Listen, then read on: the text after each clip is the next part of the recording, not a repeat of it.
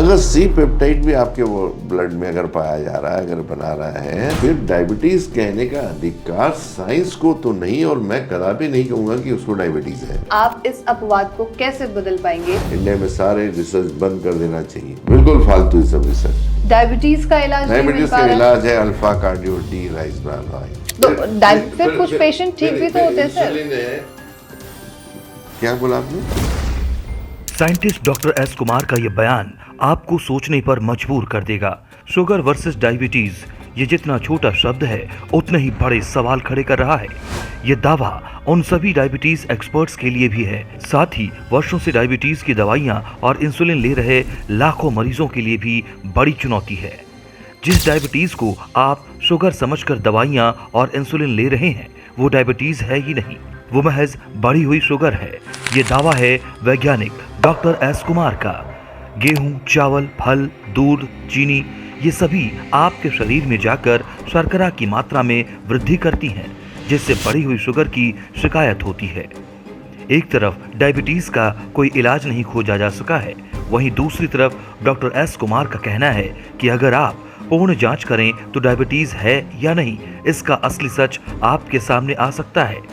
इस प्रोग्राम में आपको डेमो के साथ जानकारी मिलेगी कि आप कैसे नेचुरल तरीके से बढ़ी हुई शुगर को बिना किसी दवा रक्त में घुला सकते हैं, यानी कि डायबिटीज से जीवन भर के लिए मुक्ति पा सकते हैं। इस खबर पर खास चर्चा के लिए नेशनल खबर संवाददाता प्रज्ञा झा जा पहुंची दिल्ली के एप्रोप्रिएट डाइट थेरेपी सेंटर और साइंटिस्ट डॉक्टर एस कुमार से खास बातचीत की। डायबिटीज वर्सेस शुगर, डायबिटीज और शुगर, ये दोनों ही चीजें एक है या अलग, इसे लेकर हम पहले एक प्रोग्राम बना चुके हैं और उस पर आपकी कई प्रतिक्रियाएं आई हैं। डायबिटीज को ही बढ़ी हुई शुगर के नाम से जानते हैं, लेकिन शोधकर्ता डॉक्टर एस कुमार का कहना है कि ये जो दोनों चीजें हैं ये विपरीत हैं। 36 का आंकड़ा बताते हैं। आखिर क्यों? इसके बारे में आज की खास चर्चा होने वाली है। आपके मन में जो तमाम सवाल हैं और साथ ही अभी तक में आपके पूरे जीवन काल में जिस डायबिटीज को आपने ये सुना है कि वो बढ़ी हुई शुगर है, उसे आखिर कैसे डॉक्टर एस कुमार आपकी सोच को बदलेंगे या बदल सकते हैं, इसके बारे में जानते हैं। मेरे साथ मौजूद होंगे हमारे guest scientist doctor S Kumar. Sir, आपका बहुत स्वागत है। नमस्कार सर। के बारे में मैं जानकारी दूं, सर शोधकर्ता हैं, तकरीबन 45 वर्षों का अनुभव है, लेखक हैं जिनकी 2 किताबें हैं, यस मिल्क अब no milk and no diabetes then no diabetes, जो अभी आप स्क्रीन पर देख रहे हैं। और यस मिल्क अब नो मिल्क जो है वो प्रेसिडेंट लाइब्रेरी में भी उसे स्थान दिया गया है, जो कि बहुत गौरव की बात है। भारत गौरव अवार्डी हैं और फ्रांस के सेनेट में, साथ ही ब्रिटिश पार्लियामेंट में भी सर को सम्मानित किया गया है। 365 दिन डायबिटीज को लेकर लगातार आप कार्यरत हैं, मरीजों के बीच रहते हैं, मरीजों से बातचीत करते हैं, और आप हमेशा कहते हैं डायबिटीज और शुगर दोनों अलग चीजें हैं। इसे कैसे समझाएंगे सर आप? देखिए, पहले वीडियो में मैंने काफी विश्लेषण किया है, लेकिन कई बार क्या होता है कि अगर स्केच के रूप में ना हो तो थोड़ा समझने में दिक्कत होगी। तो आज हम थोड़ा सा एक प्रैक्टिकल अनुभव करके, क्योंकि जब हम कॉलेज में पढ़ते हैं तो पढ़ाई सब थ्योरी होती है, लेकिन अल्टीमेटली वो प्रैक्टिकल भी कराना, और तो प्रैक्टिकल के मार्क्स भी उसमें जुड़ते हैं, तब कहीं हम लोग पास होते हैं। ठीक है, तो हम इसका प्रैक्टिकल है कि क्या हुई, एक ऐसी भ्रांति फैली हुई है डायबिटीज़ के बारे में। और डायबिटीज़ वैसे तो महामारी के जैसे फैला हुआ है, हर घर में आप जहाँ पत्थर मारेंगे उस घर में आपको 1 या 2 डायबिटीज पेशेंट मिलेंगे ही आपको, बराबर है। अब ये क्यों बढ़ रहे हैं, क्या कारण है? डायबिटीज के ऊपर मिलियंस ऑफ रुपीस के रिसर्च हो रहे हैं, मिलियंस ऑफ रुपीस साइंटिस्ट बढ़ रहे हैं, लेबोरेटरीज बड़ी, नए नए टेस्ट आ रहे हैं, लेकिन डायबिटीज कम होने का नाम नहीं ले रहा है। हम बोल रहे हैं, हमारे आंकड़े बोल रहे हैं कि by 2025 India is going to be diabetic capital of the world. और अब वही वाइस वर्सा अगर हम टीवी की बात करते तो खत्म हो गई। विरोधाभास देखिए, एक जमाने में पोलियो रैम्पट था, जब उसका कॉज पकड़ा गया तो आप आज पोलियो देखो तो ढूंढने नहीं मिलेगा आपको, तो टाइफाइड में सब ठीक हो रहा है एक्सेप्ट डायबिटीज़ की वजह, मधुमेह जिसे बोला जाता है, एक आम आदमी इसको मधुमेह के नाम से जानता है। तो देखिए वो चीज़ें क्यों ख़त्म हुई, उसका कॉज पकड़ा गया। जब तक कॉज नहीं होता है तब तक कोई भी चीज़ जड़ से खत्म नहीं, क्योंकि उसके हिसाब से सोल्यूशंस बनते हैं। अब यहाँ पर जब देखा गया कि इसका कॉज ही नहीं है, डायबिटीज का कोई कॉज नहीं है, बता ही नहीं रहे, शुगर बोला जाता है आपकी शुगर बढ़ गई है, आपको डायबिटीज बोल दिया। हमारे पास रोज के इतने सारे फोन आते हैं सर, मैं गया था किसी काम से, वहाँ पे मुझे बुखार आया, आज सुबह फोन आया मेरे को एक मैनपुरी से, उन्होंने बोला सर वो मैं डॉक्टर के पास गया, मुझे दिक्कत थी, उन्होंने शुगर किया तो 300 आ गई, मैं तो सर घबरा गया हूँ।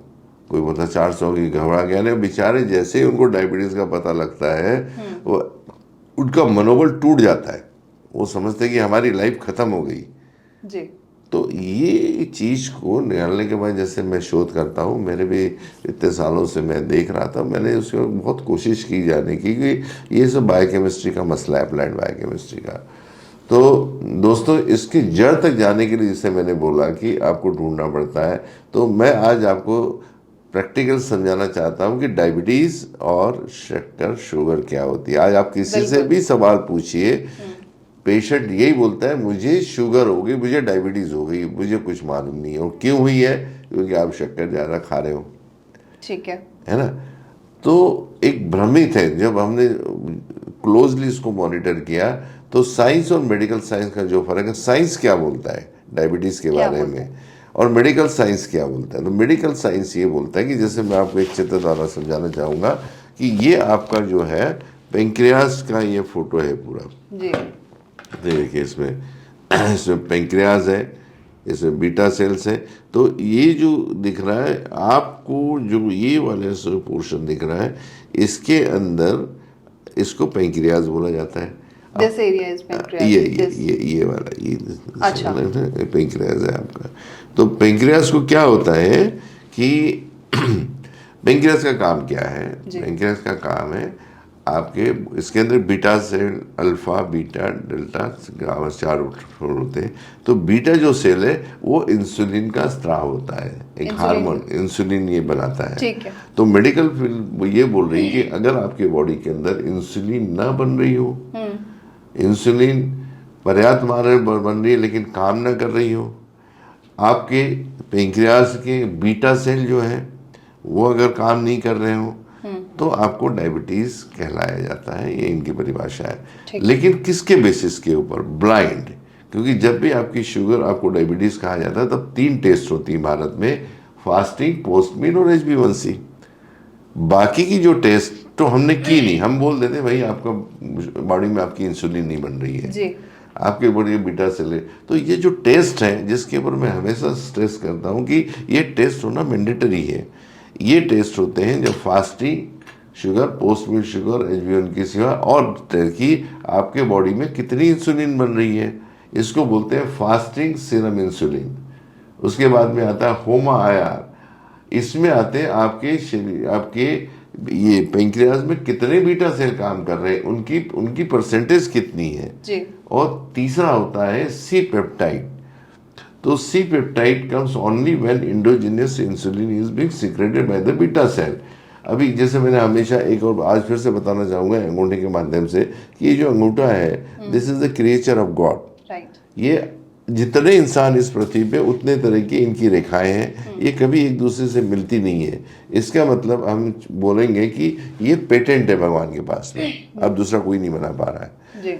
तो भगवान ये बोल रहे हैं भाई आप ये नहीं बना पाओगे, आप चांद पे चले जाइए, आप मंगल पे चले जाइए, आप इंसुलिन भी आपकी लेबोरेटरी में, फार्मास्यूटिकल कंपनी में आप बना लीजिए, लेकिन आप सी पेप्टाइड नहीं बना पाएंगे। देखिए मैं क्या बोल रहा हूँ, सी पेप्टाइड आप नहीं बना पाएंगे। This will come only with the indigenous insulin.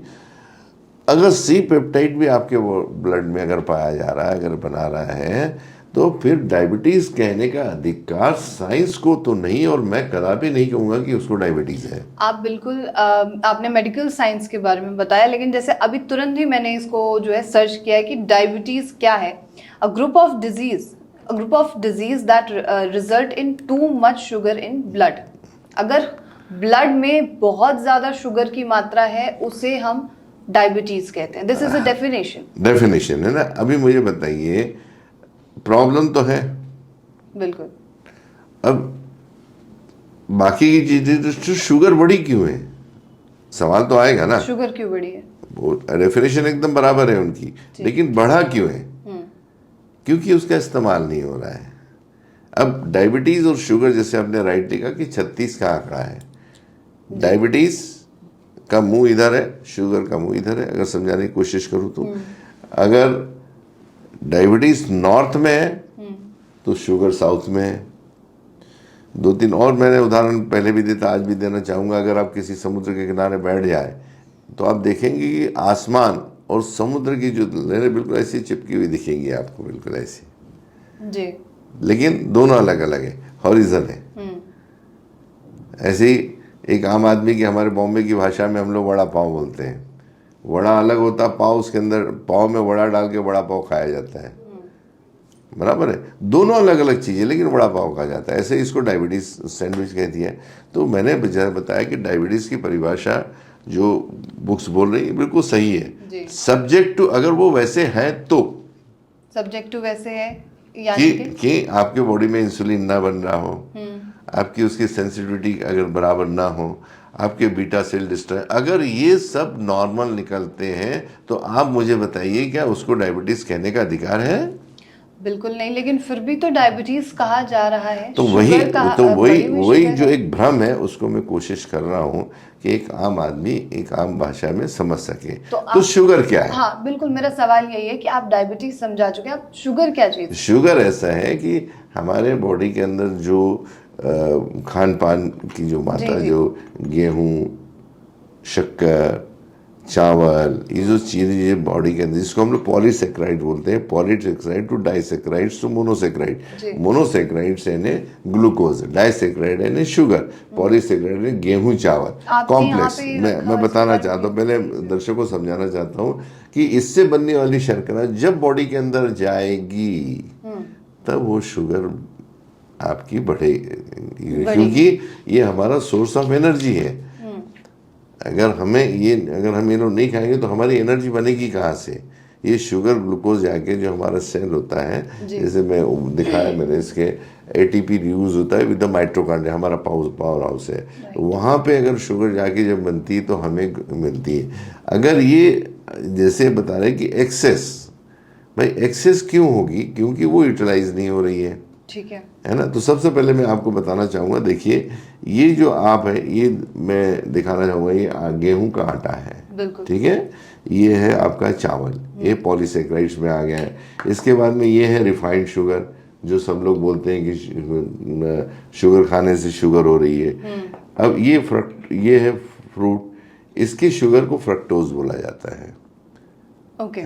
इसको सुक्रोज बोला जाता है। और ये जो आप दूध देख रहे हैं, लोग बोलते हैं भाई हम तो कुछ लेते नहीं, लेकिन हम तो दूध तो पीते हैं। तो दूध में की जो शुगर, मिल्क शर्करा होती है, उसको लैक्टोज बोला जाता है।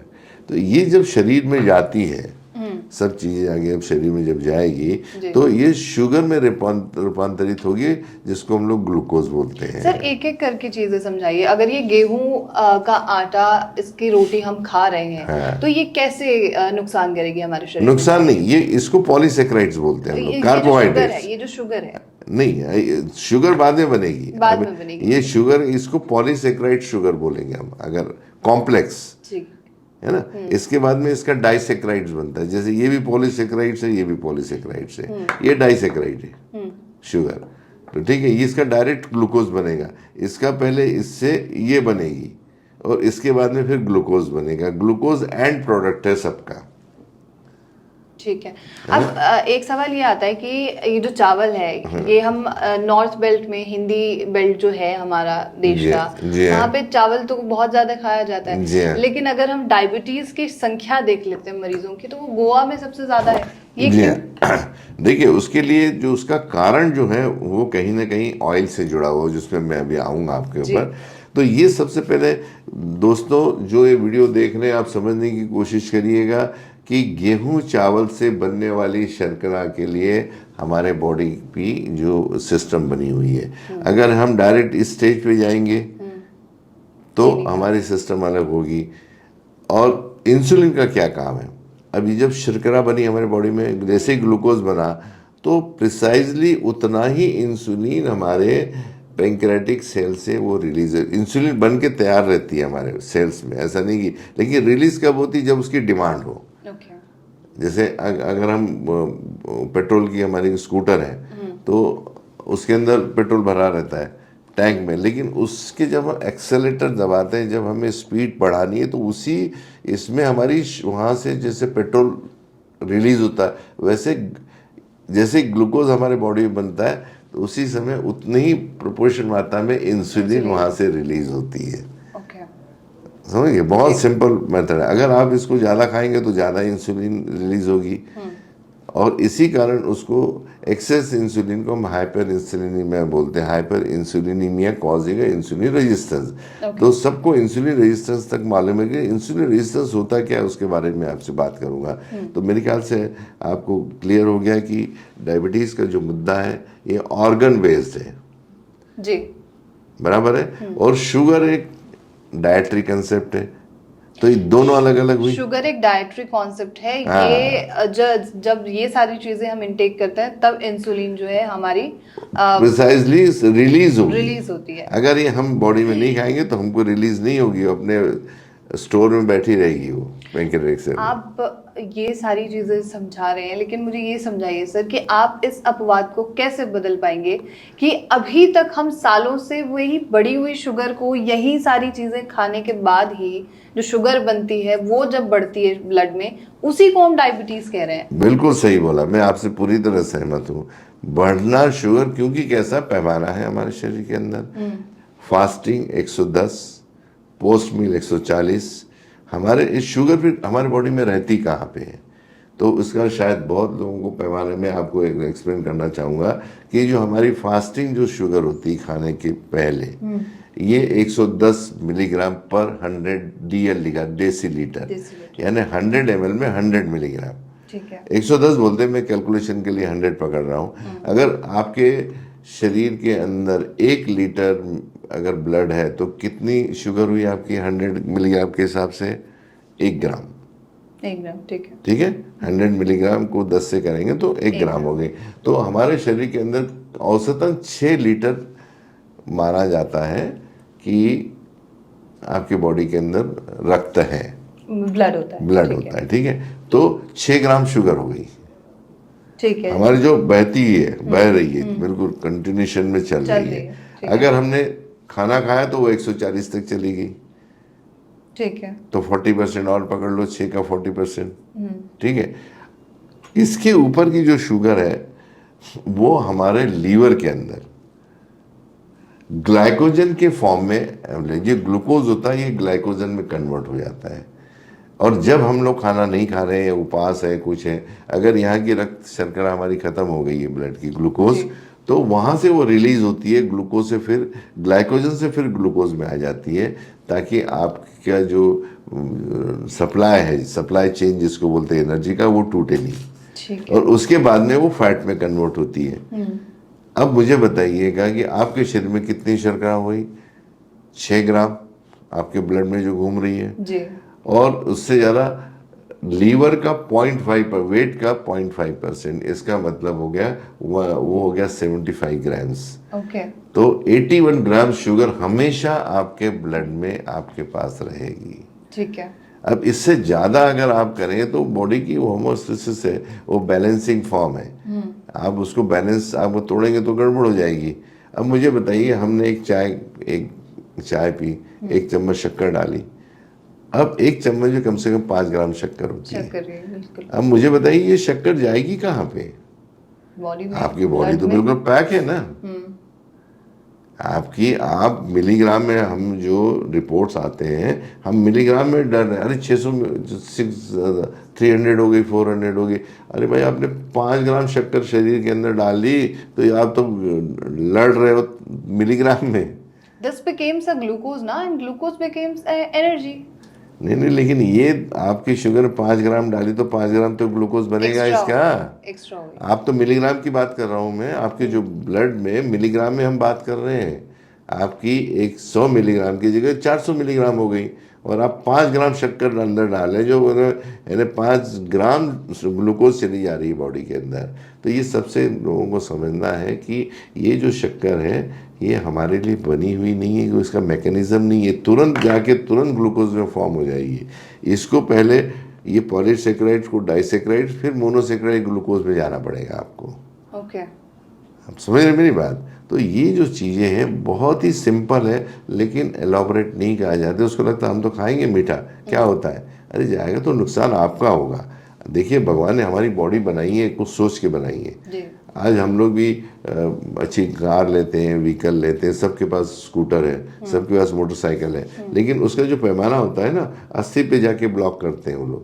और भले 160 में जा सकती है, लेकिन वो बोलते हैं आप सेफ जोन में हो 80 में स्पीड की, बिल्कुल है ना 80 में। तो हमारे जो सेफ जोन है वो 110 और 140 के बीच में है। 110 और 140। हाँ, अभी आपकी बात आ रही कि अब वो एक्सेस जाएगी कहाँ पे? बिल्कुल, मेरा सवाल वही है कि एक्सेस कहाँ जाएगी? एक्सेस जाएगी तो एक्सेस जो है, क्योंकि उसका इस्तेमाल नहीं हो रहा था, अब हम दूसरे हिसाब से पढ़ रहे हैं कि एक झील का पानी है, वो धीरे धीरे गिर रहा है, धीरे धीरे बह रहा है, तो कोई दिक्कत नहीं है। अगर डैम, अगर आपका पानी है और डैम टूट गया तो क्या होगा? पानी फट से बाहर आएगा। तो जो कैपेसिटी हमारी जो सेलुलर लेवल की है वो तो कम है अंदर लेने की, तो आपको तो एक्सेस शुगर बढ़ेगी। और होता क्या है, जैसे डैम के दरवाजे बंद है, वैसे हमारे सेल के भी दरवाजे कंट्रोल किए जाते हैं इंसुलिन से। इंसुलिन उसको सिर्फ ओपन करती है। शुगर को, जैसे ही शुगर आपके सेल के सामने गई तो वो हाथ जोड़ के बोलती है, जैसे हमारे मेहमान होते शादी के वक्त हाथ जोड़ के मेहमान आए तो हम बोलते भाई साहब अंदर आइए। तो वैसे ही इंसुलिन का काम है, सिर्फ शुगर का उससे कोई संबंध नहीं है, ग्लूकोज का। वो सिर्फ उसको अंदर लेके हाथ जोड़ के वो दरवाजा खोलती है और शुगर अंदर चली जाती है। अगर वो दरवाजे नहीं खुले तो दिक्कत है। ग्लूकोज का, इंसुलिन का कोई उसमें दिक्कत नहीं है, वो तो अपना काम कर रही है। लेकिन अगर वो लॉक अगर नहीं खुले, क्योंकि हमारा जो सेल है, हमारे बॉडी के अंदर मोर देन 100 ट्रिलियन सेल्स है। यानी दिल्ली की सारी बिल्डिंग अगर पकड़ ले हम लोग, तो उनकी ईंटों से हमारा अकेले का बॉडी नहीं बन सकती है। और एक सेल के अंदर जो हम नहीं देख सकते हैं, टिनी मॉलिक्यूल है, we have to see with the electronic microscope, जैसे ये आप जरूर दिखाइएगा। और इसके अंदर 10,000 इंसुलिन रिसेप्टर है एक सेल के अंदर। एक सेल के अंदर वो अगर खुले हैं तो शुगर पूरी अंदर जा रही है। ठीक है। अगर वो पार्शली बंद है या पूरे बंद है तो शुगर अंदर जाएगी नहीं, तो बढ़ी हुई आएगी। तो देखिए इंसुलिन का तो इसका कोई रोल है नहीं, इंसुलिन तो बेचारी अपने काम कर रही है, शुगर अपनी जगह बैठी हुई है। उसकी जो एंट्री पॉइंट है वो क्लोज है, और उसका जो मेन कारण है वो है trans fatty acids, acrylamide, advance glycine. ये आपने देखा होगा कि हम लोग बचपन से देखते हैं, जो खाने का तेल होता है हर घर में इस्तेमाल होता है, तो जैसे ही उसको गर्म करते हैं तो उसके अंदर धुआं आता है। और हमको क्या लगता है बचपन से कि धुआं तो आता ही, गर्म करेंगे तो धुआं आएगा ही होगा। लेकिन हमारे जितने भी ट्रेडिशनल तेल हैं, सोयाबीन, सनफ्लावर, सफोला, ग्राउंडनट, सरसों के तेल, इनकी आपको बायोकेमिस्ट्री में जाना पड़ता है। इनकी कैरेक्टर्स में फिजिकल उनके कैरेक्टर्स होते हैं, केमिकल कैरेक्टर्स।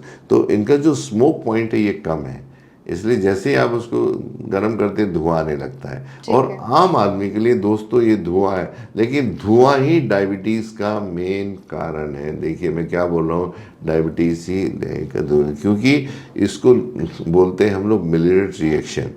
1912 में मिलेट नाम के एक साइंटिस्ट ने इसको खोजा। धुआं है तो क्या है, साइंटिस्ट का काम ही रहता है।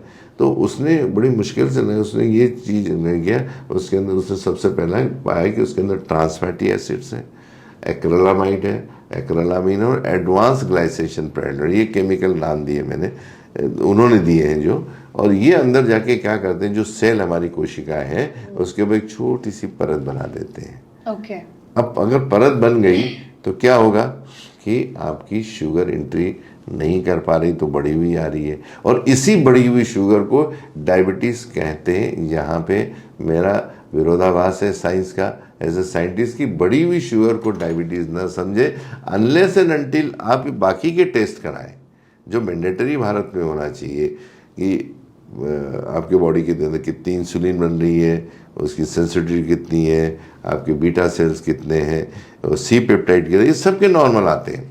अभी मैं पिछले 20 साल से डायबिटीज़ पर काम कर रहा हूँ, तो सारे सबके रिपोर्ट्स नॉर्मल आते हैं। आप 90% लोगों को तो यही दावा कर रहे मैं हैं कर कि ही रहा हूँ आपको ना। डायबिटीज नहीं है, लेकिन फिर वो 20 साल, आपके पास तो ऐसे केस भी हैं सर कि 20 साल से वो लोग इंसुलिन ले रहे हैं। तो ले रहे हैं तो भाई इंसुलिन भी क्या करेगा, अगर रास्ते बंद हैं तो आप क्या कुछ नहीं कर सकते आप। तो जो उसका कॉज है ये मैंने अपने रिसर्च में ढूंढ के निकाला। अच्छा, आपकी बात और से उसके लिए हाँ जी, हाँ जी। उसके लिए मैं बताऊंगा, जो एक ऐसा तेल है जिसको मैं हमेशा अपने से बताता हूँ, मैं बताना चाहूँगा अल्फा कार्डियो तेल। ये जो मैं हमेशा बोलता हूँ, alpha cardio, D stands for diabetes. एक ऐसा तेल है, इसका स्मोक पॉइंट ज़्यादा है, तो इसको गर्म करने के बाद में इसमें धुआं नहीं आता है। किससे बनता है ये तेल? ये चावल के ऊपर का जो छिलका होता है ना, उसको राइस ब्रान बोलते हैं। And we are very unfortunate in India, we are calling as oil. ये जापान में 1962 से it is being use as a medicine. इसके जो कैरेक्टर्स है गामा ओरिजिनॉल वगैरह। लेकिन क्या हो रहा है कि कुदरत ने हर चीज़ हमको दी हुई है, लेकिन हम कुदरत से आगे भाग रहे हैं। हम कुदरत को अपने कंट्रोल में करना चाहते हैं। तो एक ये ऐसा तेल है जिसको हमने कई लोगों को सिर्फ ऑयल ही चेंज किया और लोगों की शुगर कंट्रोल में आ गई। अब यहाँ पर ये अपवाद है कि ये चावल आप मना कर रहे हैं, आप कह रहे हैं ये शुगर के तौर पे। मैं मना नहीं कर रहा, ये तो ये नहीं खाएंगे तो खाएंगे। आप बोल रहे हैं कि कन्वर्ट होती है शुगर एज ग्लूकोज, और उसी तेल से वो बन रहा है, वो राइस ब्रान ऑयल बन रहा है। इसके बारे में डिफरेंस बताइए सर। कि ये जो है, ये चावल की जो चीजें हैं, ये उसको रिफाइन किया हुआ है। अच्छा। इसके ऊपर एक छिलका होता है। ओके। उसके बाद उसका डबल छिलका, जो बाहर का छिलका होता है उसको फेंक दिया जाता है, जिसको ब्राउन राइस बोलते हैं। तो जो ब्राउन नहीं होता, इसके ऊपर एक हल्की सी परत होती है जिसको ब्रान बोला जाता है। उसके अंदर 20% ऑयल होता है। ओके, तो उस ये अलग है। ऑयल बना है। हाँ, वो जिसको पॉलिश करते हैं ना, तो निकलता है उसमें। उसके अंदर 20% ऑयल होता है। अगर हमारे पास 5 किलो है तो 1 किलो उसमें से राइस उसमें से ऑयल निकलता है। तो उसके अंदर गामा ओरिजिनॉल, टोकोफेरॉल, टोकोटिरॉल, सिक्वेलिन, ऐसे बहुत सारे ऐसे इसमें चीज़ें, इसमें तली हुई चीज़ें 6 महीने खराब नहीं होती हैं। क्या फ़ायदा है इस ऑयल का? इस ऑयल का सबसे पहले तो इसका स्मोक पॉइंट ज़्यादा है, तो इसमें धुआं नहीं आता, जो डायबिटीज़ के लिए one of the best oil जो है।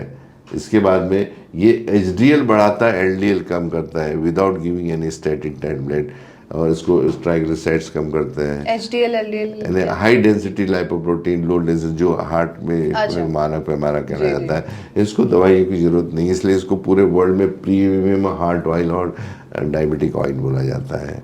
तीसरा, सिक्वेलिन इसके अंदर एक ऐसा है, आपने देखा होगा कि जापान और चाइना के लेडीज़ में रिंकल्स नहीं होती हैं। इससे एंटी रिंकल प्रॉपर्टीज़, आप भी इसका इस्तेमाल करें तो आपको भी रिंकल नहीं आएंगे आने वाले दिनों में। अभी तो ठीक है, जैसी उम्र एजिंग होती है तो रिंकल आते हैं, इसको लेने से रिंकल्स आपको कभी नहीं आएंगे। दूसरा, इसमें जो नेचुरल एंटीऑक्सीडेंट्स हैं, ये टोकोफेरॉल, टोकोडिनॉल, ये 4-5 गुना ज़्यादा होते हैं, इसलिए इसमें तली हुई चीज़ 6 महीने ख़राब नहीं होती है।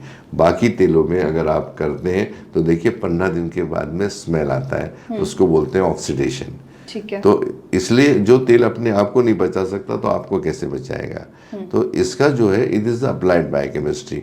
अगर ये डायबिटिक पेशेंट जो हम दे रहे हैं, हमें तो 100% रिजल्ट आते हैं आपके पेशेंट्स पास के। इसका कोई रिसर्च पेपर वगैरह है इस ऑयल को लेकर? ये ऑलरेडी पूरा वर्ल्ड जानता है।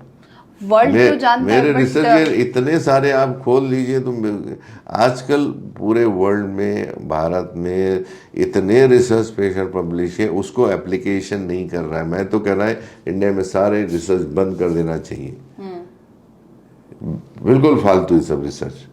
जो ऑलरेडी करोड़ों में रिसर्च के पेपर्स पड़े हुए हैं लेबोरेटरी में, यूनिवर्सिटीज में, उसको अप्लाई करें ना, तो मुझे लगता है सब बीमारियां अपने आप खत्म हो जाएगी। इतने रिसर्च होने के बाद आप कहते हैं टीबी का इलाज मिल गया, अलग अलग डेंगू, मलेरिया, कोई भी प्रॉब्लम हो, डायबिटीज का इलाज नहीं मिल डायबिटीज पा का रहा है। इलाज है अल्फा कार्डियो डी राइसब्रानोइड।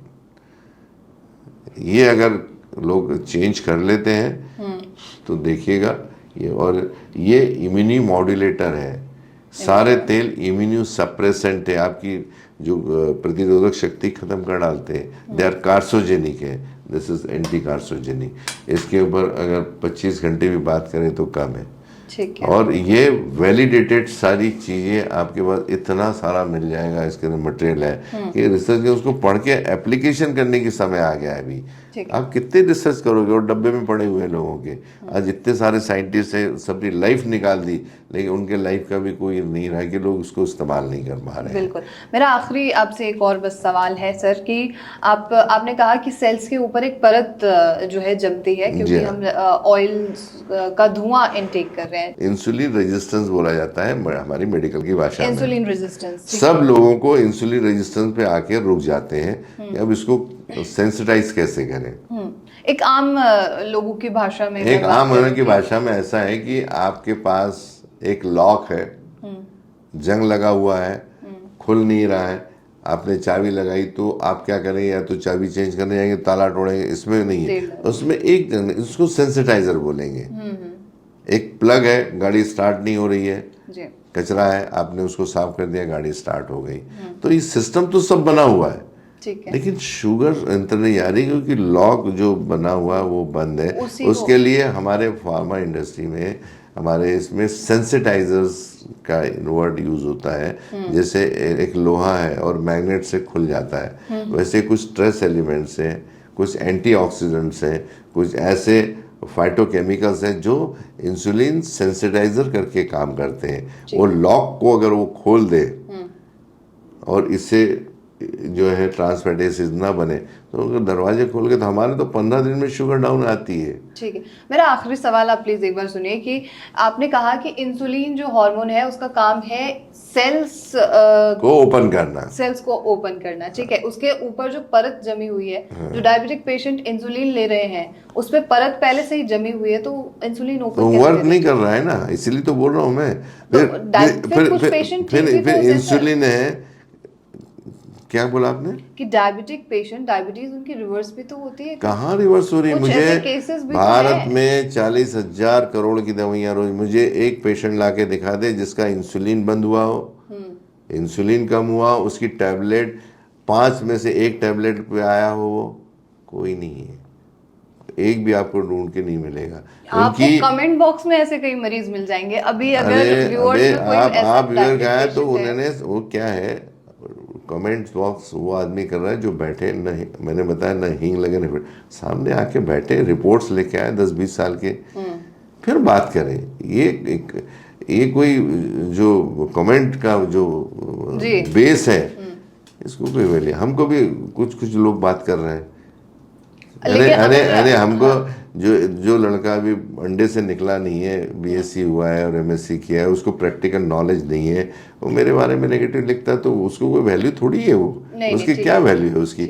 उसको किस चीज से बात करना है तो मीडिया से जाने में सामने आके बैठे, समझे और बात करें, तब हम मानेंगे कि उस बंदों में गट्स है सामने आके बैठने की। नहीं, अगर ऐसा पेशेंट आपके सामने आ जाए, रिपोर्ट्स आपके सामने रखे, तब आप उनसे चर्चा करने के लिए तैयार हैं? क्यों नहीं तैयार है, बिल्कुल तैयार है। हम तो बता रहे हैं कि हमको करके दिखाओ, तो हम तो, हमारे पास तो 15 दिन में शुगर कम हो जाती है लोगों की, और इसको जड़ से खत्म होने के लिए लेकिन 9 से 36 महीने मिनिमम लगते हैं। एक दिन में कोशिकाएं साफ नहीं होती है ये बॉडी। और उसके साथ में अगर योगा, मेडिटेशन, एक्सरसाइज करते हैं तो उनकी जो रिजल्ट्स हैं वो फास्टर आने की संभावना बनी रहती है। हर चीज़ें अपनी जगह अपना स्थान है। एलोपैथी का अपना स्थान है, होम्योपैथी का अलग स्थान है, आयुर्वेदिक का अपना स्थान। अगर इसको होलिस्टिक अप्रोच से लिया जाए तो मुझे लगता है कि डायबिटीज खत्म होने में भारत से समय नहीं लगेगा। सब्जेक्ट टू ये रिपोर्ट्स करा लें। आज भी लोगों को रिपोर्ट्स नहीं मालूम है। मैंने हमेशा कहा है कि फास्टिंग मोस्टिन पे वो चक्रव्यूह में फंसे हुए हैं, फास्टिंग पोस्ट मील तो फास्टिंग पोस्ट मील 24 घंटे में 24 बार बदलती है। आप किसको मानक पकड़ेंगे? उसको मानक तो पकड़ ही नहीं सकते। इसलिए निजात किसका हुआ? HB1C का 1960 में।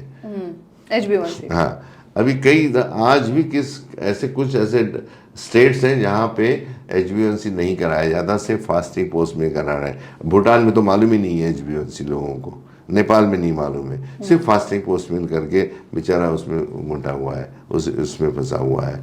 उसके बाद में जो सी पेप्टाइड का टेस्ट है 1968 में, आज 2026-24 में बैठे हम लोग, 24 साल ये और पहले का आप समझिए कितने साल पहले से आज भी डॉक्टर्स लोग सी पेप्टाइड नहीं करा रहे हैं। सी पेप्टाइड वो कहते हैं कि हम उसके लिए कराते हैं कि डायबिटिक 1 है या 2 है। अरे लेकिन उसके ऊपर आप ये तो देखो कि भाई आप उसके आगे तो बढ़ो कम से कम, कि जो आदमी कंटिन्यूसली ले रहा है, इंसुलिन ले रहा है या डायबिटीज ले रहा है, उसकी सी पेप्टाइड कितनी है। उसके बाद में आपका होमायार ये 1985 में आया, तो भी आप कोई आज किसी लेबोरेटरी वालों को मालूम नहीं है। कुछ 1-8% लोग भारत में जो सी पेप्टाइड कराते हैं, लेकिन वो डायबिटिक 1 के पेशेंट्स को कराते हैं, लेकिन उनके पास भी सॉल्यूशंस नहीं है। लोगों को लेक्चर देना, बातें करना और प्रैक्टिकल, मेरे जैसे इंसान ने प्रैक्टिकल 50 क्लिनिक दे के रोज 50 पेशेंट से मिलना, इसमें बहुत फर्क होता है। बोलना, कॉलेज से पढ़ाना अलग है, कॉलेज का प्रोफेसर प्रिंसिपल प्रैक्टिस नहीं कर पाते क्योंकि वहाँ की बात अलग होती है। जो पेशेंट्स आता है वो एक इंसान है, एक ह्यूमन बॉडी है, उससे बात करके उससे करवाना एक बात अलग होती है। तो मैं यही कहना चाहूँगा कि भारत में जो गलत फहमी है, ये भारत या भारत के बाहर कि बढ़ी हुई शुगर और डायबिटीज़ कहते हैं, इससे मैं चाहता हूँ कि इसको ना समझे, पहले करेक्ट इन्वेस्टिगेशन कर लें, अपने शहर के डॉक्टरों से मिले, डायबिटोलॉजिस्ट से मिले, उनसे सोल्यूशन ले लें।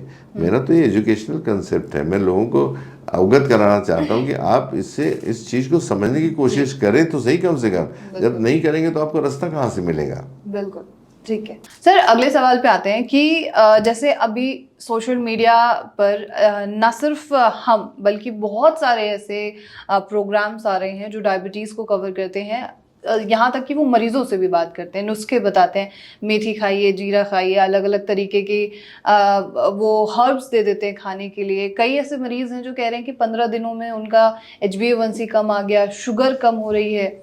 इस पर आप क्या कहेंगे, ये कैसे हो रहा है? आपने बहुत सही कहा, और लोगों को भी ये जानना बहुत जरूरी है कि वो भी अभी तक इसी में जी रहे हैं डिलेमा में कि उनको डायबिटीज़ है। भाई शुगर बढ़ी है तो कम हो सकती है ना, आपने खाना अगर गेहूं बंद कर दिया, आपने शुगर बंद कर दी, तो शुगर तो कम होने वाली है। अब जो शुगर बन रही है उसको आपने किल कर दिया। ये जो होते हैं जैसे मेथी है, ये शुगर मॉलिक्यूल को ख़त्म कर देती है। आप गुड़मार करके हर बात है, आप उसको खा लीजिए और शुगर खाए तो आपको लगेगा कंकड़ खा रहे हैं। ये टेस्ट बड़ आपकी खराब हुई है, शुगर खत्म नहीं। शुगर तो कंटिन्यूसली बन रही है और उसको कंटिन्यूसली यूटिलाइज होना चाहिए तो आपकी कंट्रोल में आएगी। अब ये टेम्परेरी आप बंद करी तो आपकी डायबिटीज खत्म नहीं हुई है, आपकी शुगर कम हुई है आपकी। तो ये तो सारे दावे हैं, कर रहे हैं, क्योंकि जो बुक्स में लिखा है उसके उसमें चल रहे हैं। बहुत अच्छी बात है, शुगर का कंट्रोल होना बहुत जरूरी। मैं हमेशा कहता हूँ कि D control to control, control to stable and stable to reverse. बिना किसी दवाई के, बिना किसी इसके खान पान के माध्यम से अगर आपकी जो शुगर बन रही है वो सारी इस्तेमाल होने लगी तो आप बढ़ी हुई शुगर को डायबिटीज कहाँ से कहेंगे। प्रॉब्लम आज ये है कि बढ़ी हुई शुगर को डायबिटीज बोल रहे हैं। तो ये साइंस मैं बोलना चाहता हूँ कि डायबिटीज का और शुगर का दोनों अलग अलग चीजें हैं। अगर शुगर आपकी अगर बढ़ी हुई है तो वो आपको नेगेटिव में पहुंचाती है। जैसे मैं बताना चाहूंगा कि जैसे अगर ये किडनी की बात करूं मैं, तो आपकी किडनी डैमेज हो रही है इसमें, है ना, आपका हार्ट डैमेज हो रहा है उसके अंदर, क्योंकि आपको कोलेस्ट्रॉल ट्राइग्लिसराइड बढ़ रहा है। तो ये जो सब चीजें हैं ये कहीं ना कहीं बड़ी डायबिटीज से नहीं, बढ़ी हुई शुगर के कारण हो रही है, क्योंकि शुगर जो है वाटर सोल्यूबल है। ब्लड को भी हम लोग मेडिकल भाषा में वाटर ही बोलते हैं, पानी ही बोलते हैं। अब उसके अंदर शुगर है, अब उसकी जो पकड़ने की जो मात्रा है 110, उसके बाहर वो बाहर निकल जाएगी, क्योंकि बॉडी के अंदर 75% वाटर कंटेंट है फीमेल में और मेल में है 60%। तो शुगर एक जगह रहेगी नहीं, वो शुगर अपने आप सॉलिड के माध्यम से बाहर निकल जाती है। तो कहने का मतलब है कि शुगर हमेशा कंट्रोल में होना चाहिए, 110 140। हालांकि पैरामीटर उसमें भी काफ़ी लोगों ने चेंज किए, पहले ज़्यादा थे अभी कम कर दिए, क्योंकि वो बहुत लोगों का दायरा उन्होंने बढ़ाया था करने के लिए, लेकिन खैर वो उनका फील्ड है। हमारा साइंस ये बोलता है कि आप कितने भी शुगर खाएं, शुगर को मैं पॉलीसेक्राइड्स और डाइसेक्राइड्स की बात करूँगा, पॉलीसेक्राइड की, रिफाइंड शुगर की बात नहीं करूँगा मैं, वो इस्तेमाल होना चाहिए। ठीक है, ये सब जो टेम्पररी, ये टेम्पररी फिनोमिनन है। ओके। आप मुझे बताइए, अगर कोई सांप आपका रोज निकल रहा है बिल से, रोज शुगर तो बढ़नी है, वो तो आप खाना खाए कि शुगर आपकी बननी है, बिल्कुल, और आपने एक्स्ट्रा खा लिया तो और बन गई। तो वो अगर इस्तेमाल अगर हो जाती है तो बढ़ी हुई शुगर आएगी, नहीं तो आप डायबिटीज किसको कहेंगे, बराबर है। तो अगर कोई मुर्गी है अंडा दे रही है तो इसका मतलब वो डेली अंडा दे रही है। सांप भी अगर बिल से निकलना तो आपको बिल बंद करना पड़ेगा, और आपको अंडे नहीं तो मुर्गी को काटना पड़ेगा। तो आपको जो डायबिटीज़ का जो मेन किस्सा है वो इंसुलिन रेजिस्टेंस है, उसको आपको हटाना है। आपने इंसुलिन रेजिस्टेंस हटाया कि आपकी प्रॉब्लम का जो प्रॉब्लम है उसका सोल्यूशन आपको मिल गया। तो पूरा घूम के मैं निवेदन सबसे ये हाथ जोड़ के करूँगा कि सब्जेक्ट को समझिए, और हम यही बोलते हैं कि हमारा ये बोले पढ़ो समझो और करो। मैं ये नहीं बोल रहा हूँ कि मैंने बोल दिया इसलिए आपने मान लिया, भाई आप उसको समझो तो सही, कम से कम करके तो देखो, आपको सफलता जरूर मिलेगी। अगर आज जीपीएस बोलते हैं ना हम लोग, आज वर्ल्ड के किसी भी कोने में चले जाइए, आपको कोई जरूरत नहीं किसी से पूछने की, जीपीएस आप पहुंच जाते हो। तो डॉक्टर कुमार का ये जो कंसेप्ट है, ये डायबिटीज का जीपीएस है। ओके, मतलब इसे सर्च किया जा सकता है हर चीज को। भाई क्यों नहीं, आप डालो बुक्स में, आपको C-peptide मिले, आपको डालो सब मिला, बोलते हैं हमको मालूम नहीं। ये जीपीएस है ठीक होने का। तो कुछ और सवाल सर है कि आप जैसे एक अलग राह, या यूं कहें कि एक एक्स्ट्रॉर्डिनरी चीज़ों को लेकर सामने आए हैं, टेस्ट को लेकर सामने आए हैं, इतने सारे आपके खिलाफ प्रोग्राम्स बनते हैं, आप जो बातें कहते हैं उन पर भी लोग अपनी टिप्पणियां करने सामने आते हैं, ये सारी चीज़ें आप क्यों कर रहे होते हैं? क्या देखिए दो चीज़ें भाई, देखिए आपको जो नॉलेज है, अगर आपके परिवार के लिए, आपके दोस्तों के लिए, आपके देश के लिए अगर काम नहीं आए तो नॉलेज क्या, आज नहीं कल तो दुनिया से जाना ही है। अब मुझे ये सब करने के लिए मेरी ज़िंदगी के 45 साल लगे। मैंने तो 2 मिनट में आपको बता दिया ये है वो है, लेकिन इसके पीछे एक सेंटेंस को ढूंढ के निकालना या कंटिन्यूसली पढ़ना, पता नहीं कितनी रातें हमारी गई होंगी और कितना हमने समय बताया। क्योंकि मैं तो आंसरेबल हूँ पूरे वर्ल्ड को, मैं तो बोल रहा हूँ ओपनली, मेरे बोलने से कोई बदलने वाला नहीं है। मैं तो आंसरेबल है। कोई आके सामने बैठे तो मैं उनको बताऊँ, मेरे पास तो इतने सारे पेशेंट्स हैं, इतने पेशेंट का डाटा है मेरे पास, कैसे पेशेंट ठीक हो रहे, लोगों इंसुलिन कैसे बंद हो रही है जी। समझ गए ना। अब रहा उसकी बात, तो देखिए भगवान ने किसी न किसी को, एक आदमी को तय किया रहता है कि इस आदमी वो कर सकता है, उसी को देता है काम, समझ गए। तो शायद ऊपर वाले को समझ लगा हो कि बंदा ये कर सकता है, इसमें है इतनी सहन शक्ति लोगों की गाली खाने की, लोगों की रिवर्स में काम करने की। तो मैं काम करने की कोशिश कर रहा हूँ कि जो लोगों को बताए। अभी कई बार क्या होता है कि जैसे राइट ब्रदर्स है, कल मैं जयपुर से आ रहा था तो इतने सारे बोइंग उड़ रहा है, ये उड़ रहा है, तो मेरे दिमाग में आया कि अगर राइट ब्रदर्स ने नहीं सोचा होता, 1914 की बात है कि भाई हम उड़ सकते हैं पक्षियों के जैसे, तो शायद हम लोग अभी भी बैलगाड़ी से चलते। अगर फोर्ड ने नहीं सोचा होता तो शायद हम लोग मोटर गाड़ियों में नहीं पड़ते। अगर एडिसन ने नहीं सोचा होता तो हम लाज अंधेरे में रहते।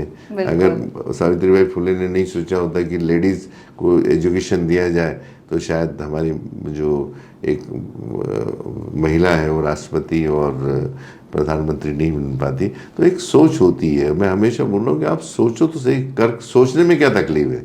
आज अगर मैं चाहता हूँ, हो सकता है इसको करने के लिए बहुत और भी साल लगे या 100 साल लग जाए, क्योंकि मुझे ऐसा लग रहा है कि मैं तो गला फाड़ फाड़ के लोगों को समझाने की कोशिश कर रहा हूँ, मैं तो प्रोग्राम से देता हूँ, लोगों से मिल रहा हूँ, लेकिन जो हमारे कांटेक्ट में आते हैं वो बैठते हैं, जिनको खुद पे कॉन्फिडेंस वो अच्छे हैं, बाकी लोग ध्यान नहीं देता है। मुझे लग रहा है कि मैं अभी भी असफल हूँ लोगों को पता नहीं मुझे, मुझ में शायद कमी रह गई है कि मैं उनको नहीं समझा पा रहा हूँ, या वो नहीं समझ पा रहे, समझ के भी नहीं समझ पा रहे हैं, ये तो मैं नहीं बता सकता। लेकिन मुझे ऐसा लगता है कि मैं असफल हूँ आज भी लोगों तक ये चीज़ें बताने के लिए। जिस दिन लोग ने सोच लिया कि अगर डॉक्टर कुमार ये कह रहे हैं उस पर एक अमल करके तो देखिए 6 महीने, तो मुझे लगता है कि सारी जो लाइन ऑफ ट्रीटमेंट है डायबिटीज़ के बारे में जो सोच लोगों की बदल जाएगी कि डायबिटीज़ 100% है ही नहीं। बढ़ी हुई शुगर को डायबिटीज़ कहना ये कहीं ना कहीं हमारी गलतफहमी है। शुगर तो बनेगी, उसका इस्तेमाल नहीं हो रहा इसलिए बढ़ी हुई है। सिंपल मैं एक एग्जाम्पल देता हूँ कि भाई देखिए से पानी बह रहा है और यहाँ ऑब्स्टेकल आ गया खेत में, तो पानी तो जमा हो जाएगा ना।